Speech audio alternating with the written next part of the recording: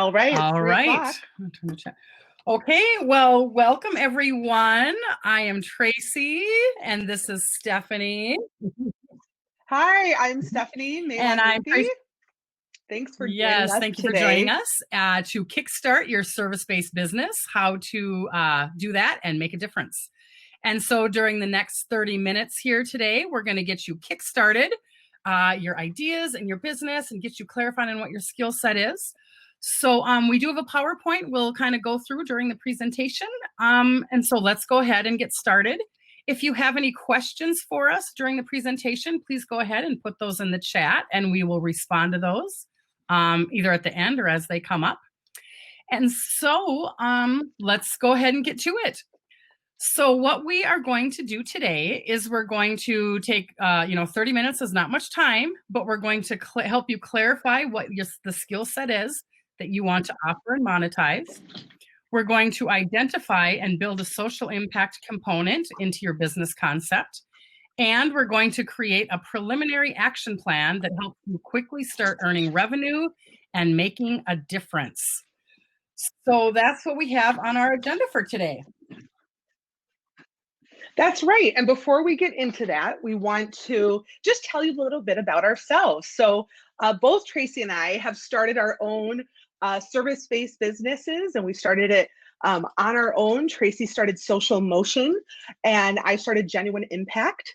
And both of us have always had a real interest in working with organizations and entities that are also doing something that's for the social good or having a positive social impact.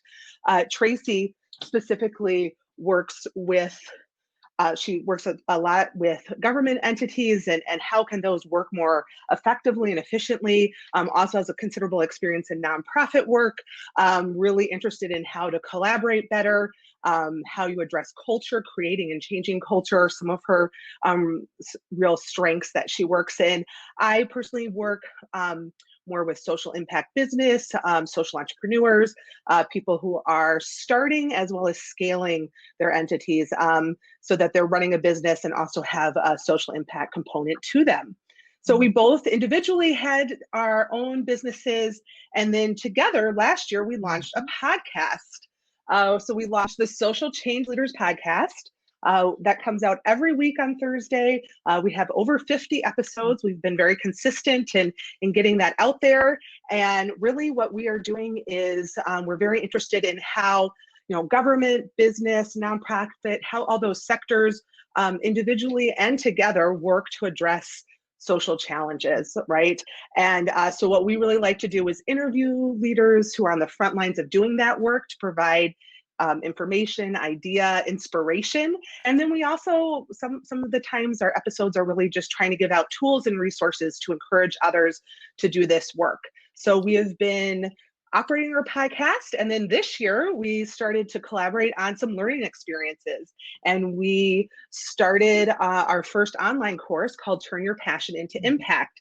It's a 5-week course, and it's about the nuts and bolts of really how do you start generating that revenue and then having the social impact piece. And so today we are taking a snippet of some of what we do in that course to put this presentation together, and we really hope that it provides some good strategies, some things for you to think about, just to hopefully it inspires you to get going here. And so you get a few tools in our time together.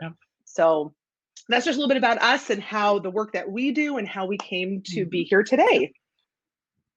Yes. So the first thing, so we're just going to launch in, and first, just want to talk about identifying and building that social impact component into your work. And I think a lot of times people don't realize that there are just, there are small things you can do, there are big things you can do, but you need to start somewhere. And so we really encourage people to think about from the get-go, how can you build that into what you're doing? And so if you are thinking of, or maybe you've just started going out on your own and doing some work and you're like, I'm just one person, well, you're one person and there are some things that you can do. So we just wanted to be mindful and let you know about what are some of the ways to build that social impact component from the start.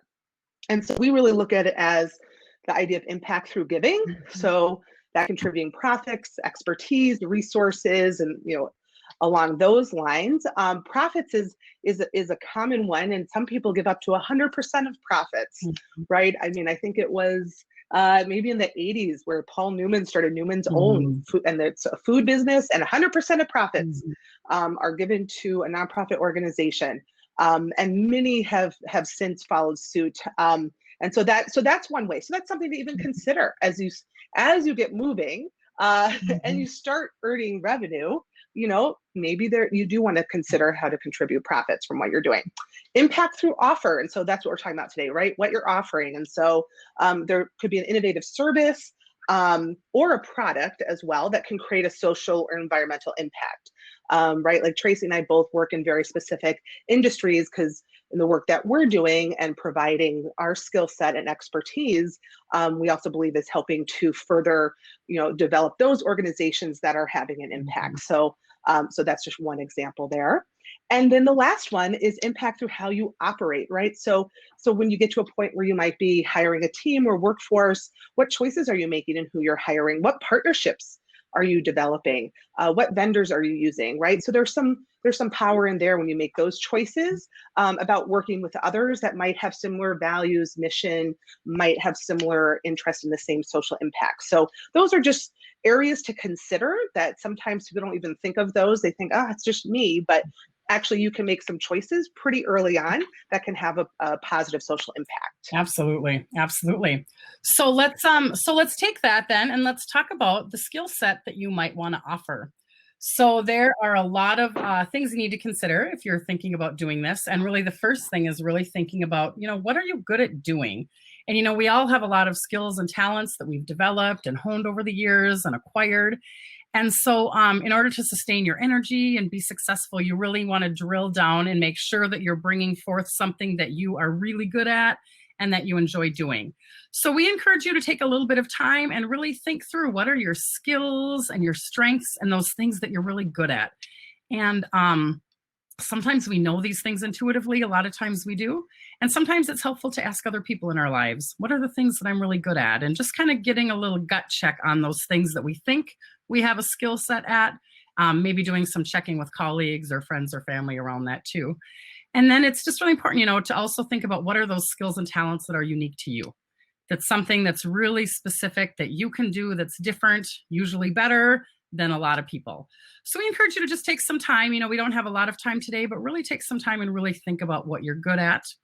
And then another important question is to really drill down into what are the activities and projects that you enjoy. So what have been some of the things, whether in a work setting or maybe in a volunteer setting, something that really helped you to make a contribution and that you felt like you really had something to contribute and people noticed it and valued it. And there is a book by Gay Hendricks called The Big Leap. And in this book, he talks about this concept called the zones of genius. And we just kind of wanted to highlight this today real briefly, because really the zone of genius, I love that image because it gives such a great word picture of what it is. But it's really that place that we all get in where we're really honed in and we're using our natural abilities that are innate. They're usually innate. They're not necessarily learned. And where we just feel like we're in the flow, and we just have endless energy, ceaseless ideas. We're inspired. And we can seem to come up with work that's kind of unique to us. And it's such a fun place to be. And often when we're in that zone of genius, we are also pursuing skills that are things that other people don't always have. So just take some time as you're thinking about your skill set, and then just think about and reflect on those times where you feel like you have been in your zone of genius. And write that down too, because as you are building your service-based business, it is going to be important that it is a skill set that you have and actually have. And it's also going to be important that it's something that fills you up and is inspiring and good and is partially in your zone of genius. So think about that. Another thing that we want you to think about is what additional resources do you have at your disposal that maybe can contribute to the service-based business that you're wanting to get moving towards and launching. And a lot of times this can be a variety of things. It can be money that you have that you could invest in something. Maybe you have a physical space. Maybe you have a property with office space or something that could be utilized. Maybe you have some time. Maybe you know some investors. Maybe you have a lot of people that are ready to support your ideas with other things that they have. So that's important too, as you're thinking about other additional resources and things that you have. It's also worth quickly mentioning that, we all have skills and strengths and things that we're good at. It's also really important to just make a quick note that we're all not good at everything. We all can't be good at everything, and it's okay. It's okay to acknowledge that. And as you're moving forward, just keep in mind that if it's something you really don't like to do, and if it's something you're really not good at, you might want to rethink how much it warrants you investing in that type of a service-based business. So yeah, I would just sorry, Traci, just to pipe in, but along with what you're saying, when you're starting out on your own, like you're the person, right? And so you wear all these different hats as you get going. Although hopefully the core of your work is really what you love and it is in that zone of genius. But it is like recognizing what you don't like to do or not do well is good to keep track of. So like when you get to the point where you can get some outside support, you know exactly what you need. So just this assessment and realization is really such an important piece as you get going. So it is. Entrepreneurship is not for the faint of heart, that is for sure. So okay, yeah. So the next thing we wanted to highlight is, so now that you've kind of assessed some skills, there's a couple resources that Stephanie and I really want to recommend. And there's a couple books. One is called Lean Startup by Eric Ries. And we both have read that. We both really appreciated that book. And then Anne May Chang added to the thinking in the first book, in Eric's book, and she wrote a book called Lean Impact. And in that book, she really adds the dimension of social impact to the work that we do. And we really highly recommend these books as resources. And then there's just a lot of great content and a lot of stuff that you will be able to use as you're kickstarting and launching your social-based business. But a couple of the things that these books do highlight is that they both give a really good groundwork for startup. And they both talk about this notion that if a solution is already known and it already exists and it already is successful, that this really, it would have been solved, the challenge would have been solved.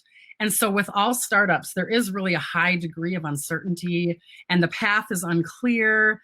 And really the purpose of a startup is to take that uncertainty and really help quickly figure out what works. And it's this notion of doing rapid experimentation and kind of embracing that entrepreneurial way of doing things so that you can quickly find what works and increase the odds of building a successful startup that works. So it piggybacks on this notion that if it's not working, that you need to quickly learn that and do something different. And it's just one of the things that is referenced in one of the books is that you have to remember that everything is a grand experiment. And it's really about trial and error and observing and learning. So these are books that we both build a lot of our work on and both really recommend that you might want to check out, that we'll kind of dive into a little more now as we talk about how to kind of, how to get that lean startup moving. So check those books out. Yes. And so one of the things that comes up in the books is called Minimal Viable Product, MVP. Maybe you've heard of it before. But we've altered this a little bit, and this is actually one of the topics that we do cover in our course. So we've renamed it MVO, Minimal Viable Offer. And so that is, what is the most bare bones service for most of you, right? Or product that still provides a solution. So what's the absolute minimum thing you can put out there that's viable? So that viable really means that someone's going to buy what you're selling, right? Somebody will contract you for a service, or if you had a product, someone is actually going to buy that product. So that makes it viable. An offer. So what is it? What are you putting together? What is your service?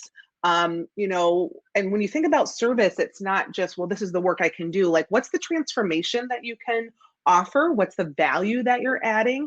What is the result that you're going to help that person or organization get from the work that you do? So when you think about your offer, try to get really detailed in thinking about that. And so this is just a really good practice. So just, to take a moment and think, okay, what is the minimal viable offer that I can put out there if you haven't done that yet? So we just really like keeping that in mind. And then the other piece that we really like from this book that we've adapted as well is the idea of this feedback loop.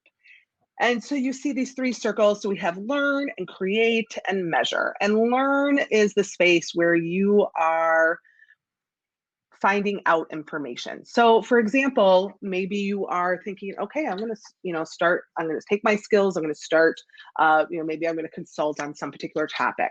Well, do you know anyone else? So one option also, one important activity is to, do you know anyone else who has done this, who has gone out on their own, right, and done this sort of service-based work? Because you can learn from those conversations, right? So learning sort of how somebody did that and what did they offer, what did they do and learn.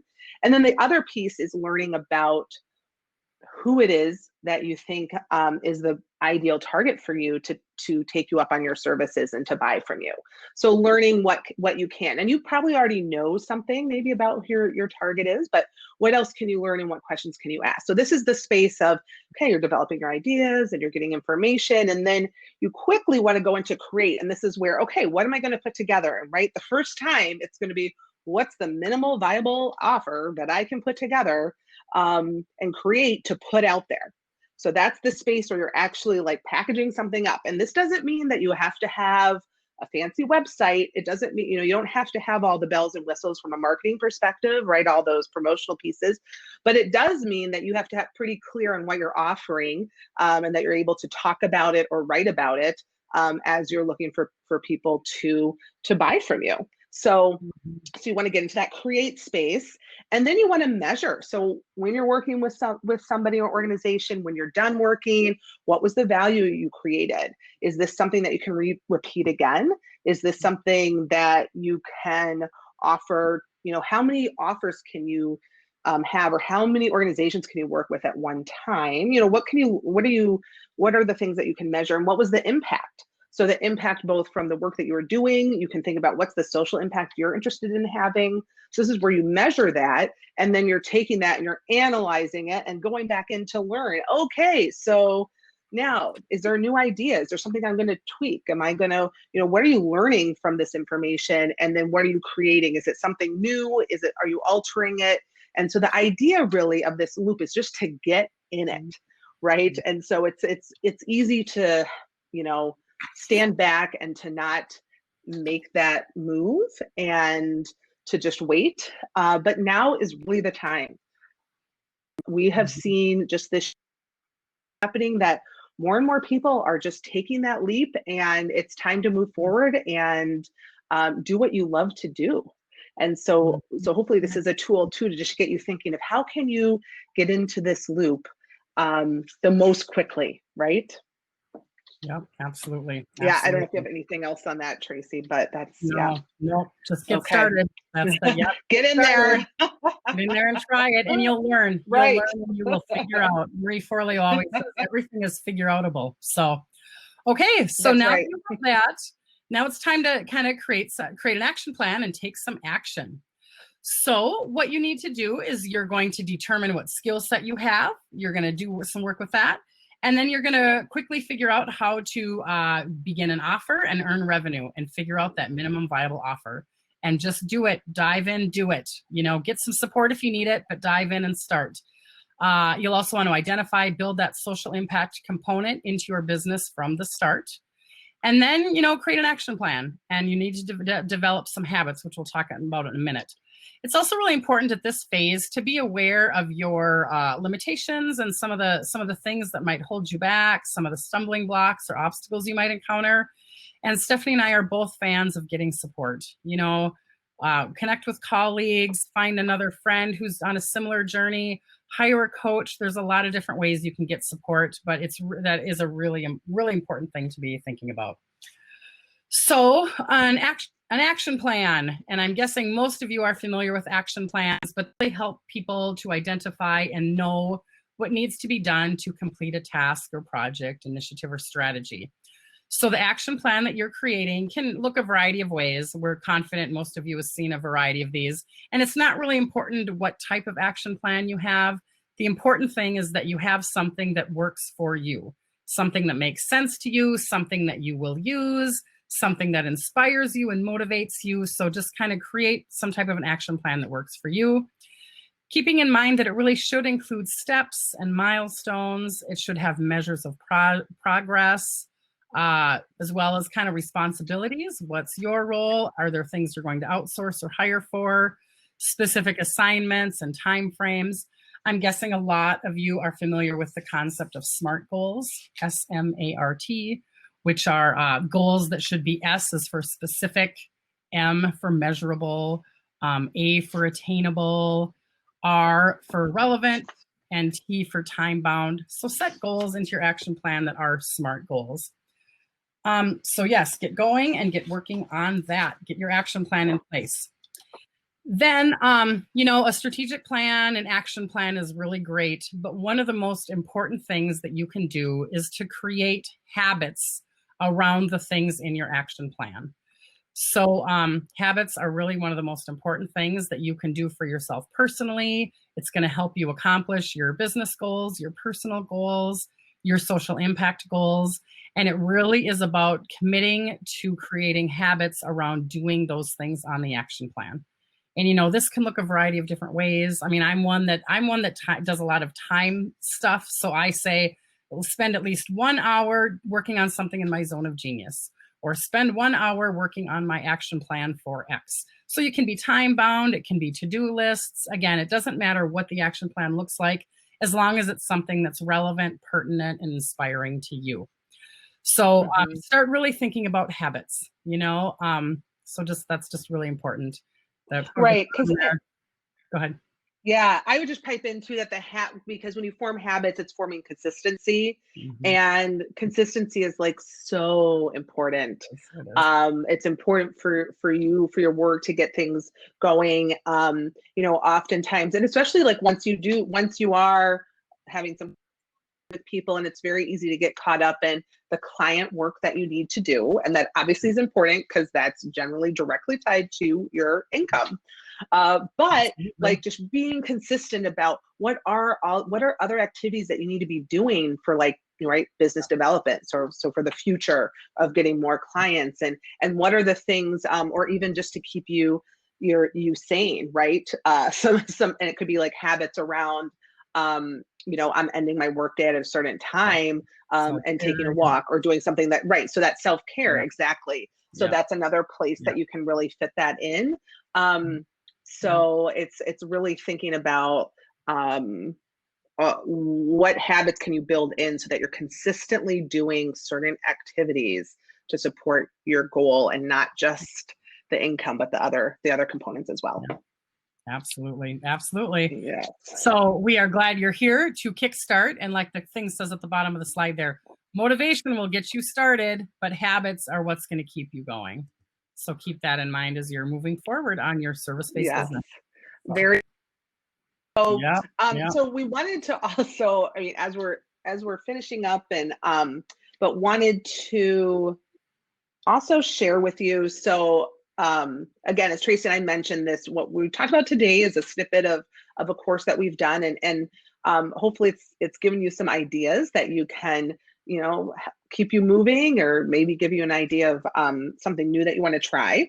But as you're looking around for support, and obviously, I mean, being part of Twin City Startup Week is a great way to meet people. I mean, I'm impressed that even, you know, virtually, I've been in some of these sessions already, and like, yes, you can interact and meet people and connect with people, especially I've noticed LinkedIn requests and that kind of thing. So my point is, networking is great, and getting support from the people you're meeting, just even during this time period, during this conference.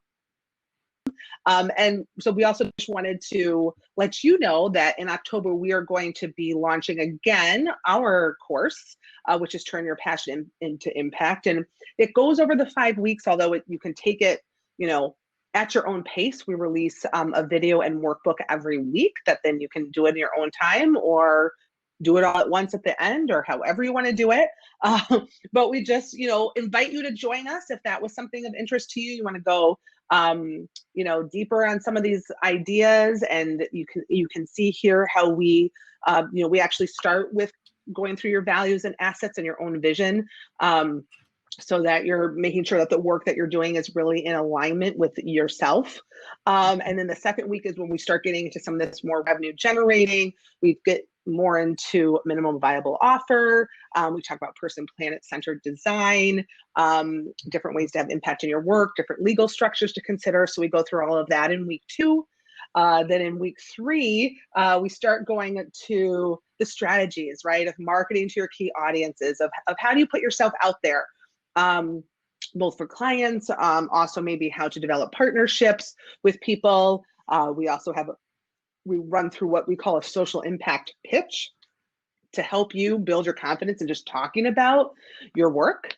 And then in week 4 is when we get into some of that habit setting. We talk about mindsets and try to give you those tools to really sustain the work that you're doing and make your action plan something that you adhere to. And then the last week is where we bring it all together and you kind of make that action plan that works for you. You know, the people in our course, some of them, they're starting something on the side, and some people, they're just going all in at once. So everyone is at a different place and might have capacity in different ways. And so this course, really, we try to allow it to be customizable for people who take it. But and we also have a social camp together. So it kind of turns into your 1-page business plan in a sense, that we bring those key elements that we've worked on to help you and to help guide you, right, to be a reminder for yourself as you move ahead with your business. So just wanted to mention you can join us in October for that. We're happy to have you. Here's some information how you can contact with us, get in touch with us. We have our websites on here. There's more information about the course. We invite you to listen to our podcast. We invite you just to connect. We're happy to network with people, and the community here in the Twin Cities and beyond is so amazing for entrepreneurs, and especially for those interested in social impact. And I feel like it's really a growing community. And so always happy to meet new people who are in it. So feel free to reach out to us through website, email. We're both on LinkedIn, all those places. Absolutely. Do not be shy about reaching out. We'd love to connect. So yes. All right. So that ends it for us. And thank you for joining us. Yep. And being here today. There's no questions, so I think we're good. Be in touch.